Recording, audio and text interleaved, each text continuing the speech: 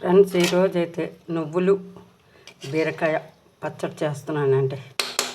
ఎందుకంటే నోటికి కమ్మగా ఉంటుంది, పప్పు పులుసు మరుగుతుంది. ఈరోజు బీరకాయ పచ్చడి చేసుకుంటున్నానండి. ఇదిగోండి, ఇందులోనే నేను చింతపండు కూడా వేపేస్తానండి. నాకు ఇదిగోండి, చింతపండు కూడా ఇందులోనే వేపేస్తాను. ఉప్పు వేసి కూడా ఆ పచ్చి వాసన పోతుంది ఉప్పు వేసి వేపేస్తే. అలాగే ఇదిగోండి పోపు అన్నమాట. పోపు వేపు తీసుకున్నాను. ఈ పచ్చడి